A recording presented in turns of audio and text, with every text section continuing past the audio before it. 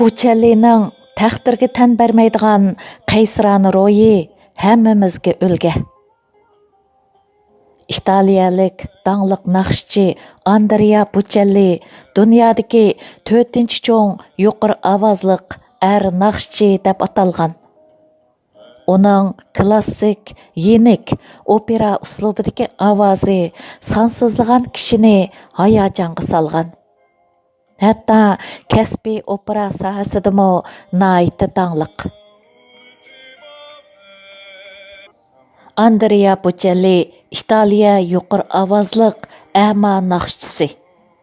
O 1958-yili 9-oyning 22 kuni muzikani qizg'in so'ydigan dehqon oilasida dunyoga kelgan. Uning ko'zida tug'ma masala bor bo'lib, tug'ma glaukoma deb diagnoz qo'yilgan.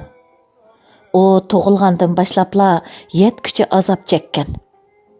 6 oylik bo'lganda ko'zini tunji qitim operatsiya qilgan. Shuningdan keyingi bir necha yilda 26 qitim davolangan bo'lsa-mu, ahvoli yanada yaxshilanmagan. Andrea Bocellining balalik chaqlari asosan doktorxonada o'tgan. Uning muzik talantimi shu chaqdan boshlabla kishilarning diqqatini tortishga boshlagan. U 6 yoshidan boshlab ota-onasining haydakchilik qilishi bilan muntazam pianino tarbiyasini olgan bo'lib, keyin yana ney va saks chalishni o'rgangan.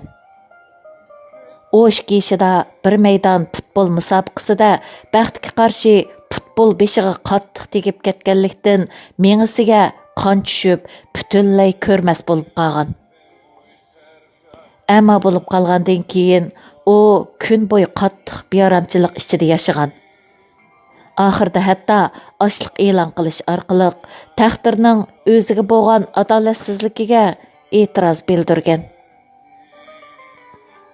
Dadisi o'g'lining boshqalarning oldida o'zini kamsitish tuyg'usida bo'lib qolmasligi uchun mashhur Pisa Yanto Munarni misol elib turib, Bocelliga mundaq degan: "Qisiq bo'lish bu Munarning bir kamchiligi. Lekin bu kamtiklik uni dunyoga tunutgan. Balam, sizmi Pisa Yanto Munariga o'xshash o'zingizning ba'zi kamtikligingizga to'g'ri yuzlanishingiz kerak." Shuning bilan Andrea Bocelli chekitlik notaga tayinib qaytadan muzika o'rgangan. 14 yoshida dadisining ilhomlantirishi bilan kishilik hayotidagi tunji maydon naqshi aytish musobaqasiga qatnashib, Quyoshim nomli naqshi bilan chempion bo'lgan. U o'rganishda intayin tirishchan bo'lib, oxirida 1980-yili oliy maktab qonun fakultetiga imtihon berib o'tgan. Oliy maktabdagi 4 yilda u bir tarafdan qonun o'rganib, bir tarafdan soz chelib, naqshi aytishni mashq qilgan. Hamda darsdan sirtqi vaqtlarda qovoqxonaga berib soz chelib, naqshi aytib, o'zi pul tepib, o'qish puli topshirgan. 1988-yili qonunshunoslikda doktorlik unvoniga erishgan. Dastlabda Bitarni ismli bir musikshunos uning naqshi aytishdagi talantini bayqagan hamda uningga kasbiy yetakchilik qilishga boshlagan.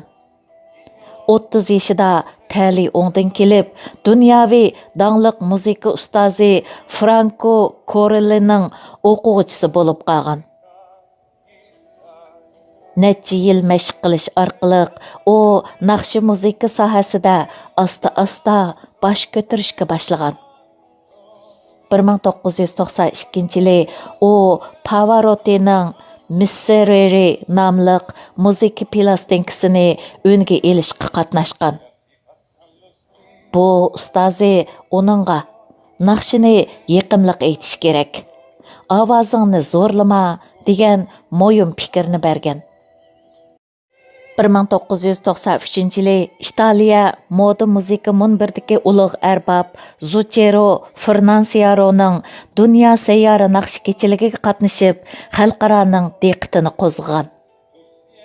1994-yili Andrea o'zining tunji plastinkasi Tinch dengiz kechisini e'lon qilgan. Bu plastinka bilan u Italiyada bir axli nom chiqargan. U 1996-yili Germaniya çambaşçılıq şayi Henry Maskning sanidan xo'shlashish xotirlash marosimida dunyoviy yuqori ovozliq ayol naqshchi Sara Brightman bilan birlikda aytgan xo'shlashish payti, ya'ni Time to Say Goodbye nomli naqshining butun dunyoga tarqilishiga agishib, Andrea Bocellining nomimi elga tunishliq ismlarning biri bo'lib qolgan. G'arbliklar mundaq deyishgan.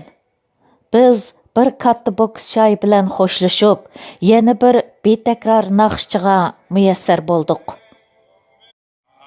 U eng muvaffaqiyat qozongan klassik lirik naqshchi bo'lish sifati bilan Celine Dion'dek nurg'un dangliq naqshchilar bilan hamkorlashgan. 1997-yili u romantik kuy nomli plastinkasini bozorga salgan. Yangicha uslub bilan klassik moda naqshi chekini buzib tashlagan. Ovoziga kelsak, uning ovozi yangroq va yuqori. Ammo u yuqori ovozliq joylarda ovozning yumshoqlik darajasini saqlab qala oladi.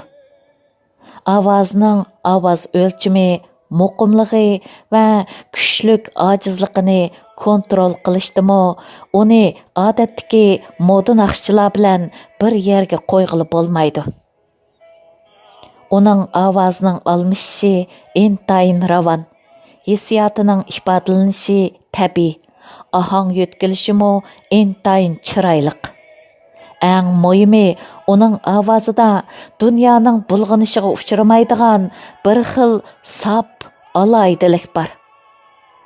Balkim ko'zi ko'rmas bo'lib qolganlikdan Andrea butun jismi va ruhiy jihatdan muzika dunyosiga o'zini atgan bo'lishi mumkin. 1998-yili dunyo muzika turidagi eng yaxshi ovoz mukofotiga erishgan. 1999-yili Grammy mukofotining eng yaxshi yangi shaxs mukofoti nomzodligiga ko'rsatilgan. 1999-yili Oscar Altun haykal mukofoti eng yaxshi kino lentasi naqshchisi mukofotiga nomzodlikka ko'rsatilgan. Ya'ni Celine Dion bilan birga. 2006-yili Italiya Cumhuriyetining buyuk ofitserlik unvoniga erishgan. 2009-yili Dominika Cumhuriyetining buyuk ofitserlik unvoniga erishgan. 2010-yili Hollywood cho'lpon yo'liga nomi besilgan. U nurg'un mukofotlarga erishgan yoki nomzodlikka ko'rsatilgan. 2007-yili kuzda 49 yoshga kirgan tug'ilgan kun ziyofatida dadasining quloqiga yaqin kelib past ovozda: "Dada, men sizga rahmat aytaman. Sizning ayni vaqtdagi pichirlashingiz mening hayotimni o'zgartdi" degan. Shundoq, kichkidilla ko'rish quvvati ojiz Andrea o'sh kishida bir qitimliq futbol tepishdagi tasodifiylik tufayli butunlay ama bo'lib qolgan. Lekin u o'zini tashlab etmay, o'zi moyir bo'lgan ishni qilishdan to'xtab qolmagan. Naqshi aytishni qat'iy davomlashtirgan. Buning sababi shuki, ilgir dadasi uning quloq tubida mundaq pichirlagan: "Shakichik, hargiz bel qo'yvatma. Bu dunyo har bir odamga tava. Gerçi sen ko'z oldingdagi dunyoni ko'rolmasangmi, lekin hech bo'lmaganda yana mundaq bir ishni qila olaysan. U bo'lsimi, bu dunyo seni ko'ralaydi. Sen dunyoga o'zingni bir ko'rsatib qo'y." Bir naqshchi uchun aytganda, kishilik hayotdagi eng alayda, baxtli payt balkim o'zining hayotidagi eng muhim odam bilan birga naqsh aytish bo'lsa kerak. Undaqda bir dada o'z o'g'li bilan naqsh aytsa, qandoq tuyg'uda bo'lar? Andrea hozirgacha nurg'un dangliq naqshchilar bilan naqsh aytib, kasbiy hayotidan mamnun bo'lgan edi. Taqdir uningga yana bir hadiya sovg'a qildi. Andreaning ikkinchi o'g'li Matteo Bocelli dadasining muzika genini kiyibli cho'ng bo'lgan bo'lib, ovoz va muzik sezimi dadasidan qilishmaydi. Bu yil dada bola ikkaylan Fall on Me, ya'ni mening zimmamda degan naqshini birga aytib, nurg'un kishilarni hayron qoldirdi. Aile arqı görünüşü. Andrea Bocelli cansani köp ailede çoğun boğan. Ata-anası üzüm ve zeytun dərxi östürüş bilen tirikçilik qıladı.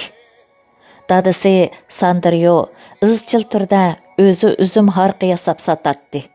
Zavod kichik bo'lsa-mu, lekin shu yerda belgilik nomi bor edi.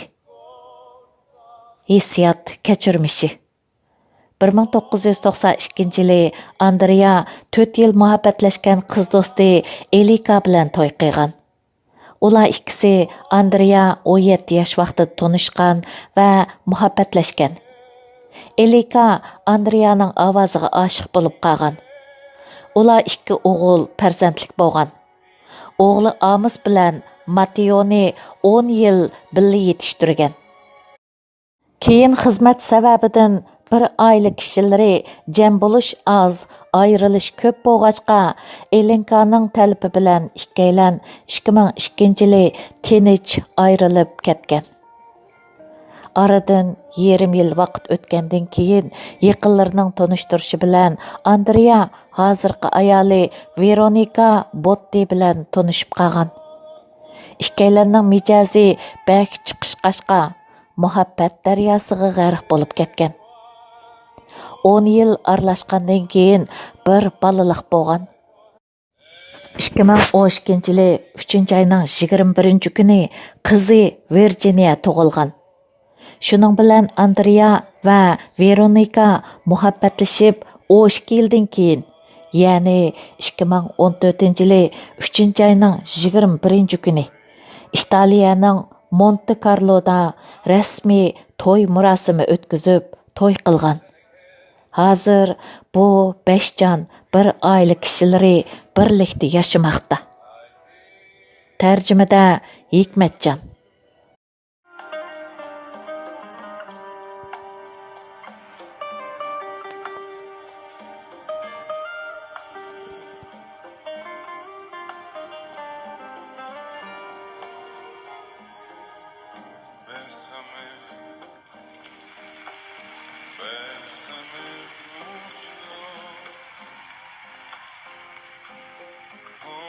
Si fuera esta noche la última vez,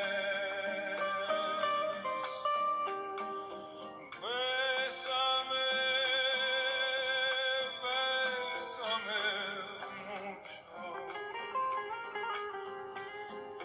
que tengo miedo a perderte, perderte después. Bésame, bésame mucho, como si fuera esta noche la última vez. Bésame, bésame mucho. Que tengo miedo a perderte, perderte